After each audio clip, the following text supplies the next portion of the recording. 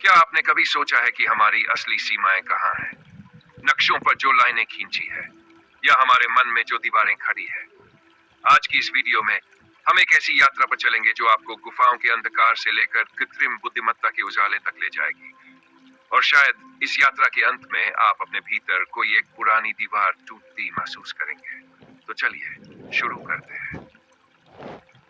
भूमिका संवाद के रूप में दोस्तों, जब भी मानवता ने कोई नई दिशा खोजी है, सबसे पहले उसने अपनी सीमाओं को पहचाना है। कभी ये सीमाएं थी नदियों की, कभी पर्वतों की, कभी धर्मों, भाषाओं, जातियों और देशों की। और मजेदार बात, दुनिया आज एक क्लिक में सिमट गई है, लेकिन हमारे भीतर की दूरियां अभी भी वैसी ही है। यही तो सबसे बड़ा विरोधाभास है। हम कहते हैं दुनिया सीमाहीन हो चुकी है, पर क्या सच में, या सिर्फ सीमाओं की शक्ल बदल गई है? यही सवाल, यही खोज इस पूरी किताब की नींव है। यह सिर्फ विचारों का संग्रह नहीं, ये आपके और मेरे बीच एक बातचीत है। अतीत और भविष्य के बीच एक पुल है, और सबसे जरूरी, मनुष्य और उसकी चेतना के बीच एक संवाद। हर बार जब इंसान ने कोई बाहरी सीमा तोड़ी है, उसके भीतर एक नया क्षितिज जन्मा है। लेकिन आज समस्या उल्टी है। तकनीक तेज है, दुनिया तेज है, लेकिन मनुष्य मनुष्य भीतर कहीं रुक गया है। हमारी चेतना, हमारी करुणा, हमारी समझ सब पुरानी सीमाओं में बंधी पड़ी है। हमने इंटरनेट बना लिया, स्पेस में पहुंच गए, एआई तक बना लिया, लेकिन मन और समाज की सीमाएं अब भी उतनी ही कठोर है। जाति, धर्म, राष्ट्र, डिजिटल असमानताएं और एल्गोरिथम द्वारा रचे गए अदृश्य विभाजन। तो सीमाहीन दुनिया का मतलब क्या है? सरल है, यह भूगोल का गायब होना नहीं, यह मन का विस्तार है। जहां पहचान की राजनीति की जगह साझा उद्देश्य हो, जहां प्रतिस्पर्धा की जगह सहयोग हो, जहां विज्ञान, अध्यात्म और नीति एक ही धारा में बहें, और सबसे बढ़कर जहां मनुष्य फिर से मनुष्य बन सके। अध्याय 1, मनुष्य और सीमा की उत्पत्ति। दोस्तों, आइए अब शुरुआत पर चलते हैं। कल्पना कीजिए, पहला मनुष्य धरती पर आया। ना कोई देश, ना कोई भाषा, ना कोई झंडा, सिर्फ एक खुला आसमान, जंगल, नदियां, पर्वत और जीवन जीने की सहज इच्छा। उस समय कोई सीमा नहीं थी, सीमा का विचार भी नहीं था। लेकिन जैसे जैसे मनुष्य ने सोचना शुरू किया, कल्पना शुरू की, अपने वातावरण को नियंत्रित करना सीखा, वैसे वैसे सीमाएं बननी शुरू हो गई।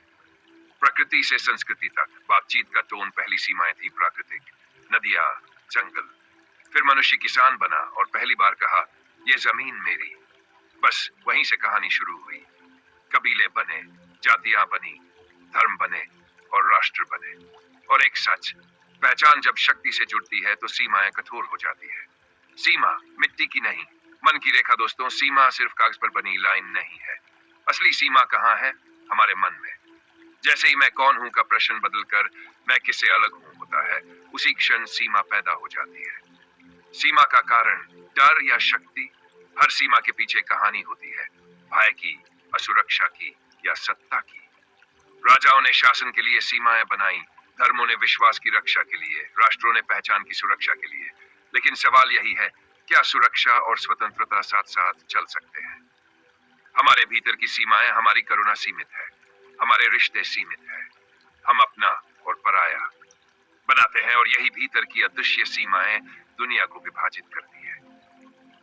सीमाओं को चुनौती देने वाले लोग, इतिहास में कुछ लोग हुए जिन्होंने सीमाओं को चुनौती दी। महावीर, बुद्ध, गांधी, टैगोर। इनकी सोच ने मानवता की सीमा बढ़ाई। आज तकनीक ने फिर एक मौका दिया है दुनिया को जोड़ने का। लेकिन क्या हम वाकई जुड़ रहे हैं, या हमने सीमाओं का एक नया डिजिटल मॉडल बना लिया है? नई शुरुआत, दर्शकों को शामिल करने वाली लाइन। और अब सवाल आपसे, क्या आप सीमाहीन सोचने की हिम्मत रखते हैं? क्योंकि सीमाहीनता अव्यवस्था नहीं है, ये चेतना का विस्तार है। ये वह क्षण है जब हम धर्म, जाति, भाषा, राष्ट्र से ऊपर उठकर मनुष्य होने की ओर लौटते हैं। अध्याय निष्कर्ष, भावनात्मक कनेक्शन। दोस्तों, सीमाएं तब तक रहेंगी जब तक हम उन्हें जरूरी मानते रहेंगे। लेकिन जिस दिन हम समझेंगे कि व्यवस्था सीमाओं से नहीं, भरोसे और संस्कृति से बनती है, उस दिन मानवता एक नए अध्याय में प्रवेश करेगी।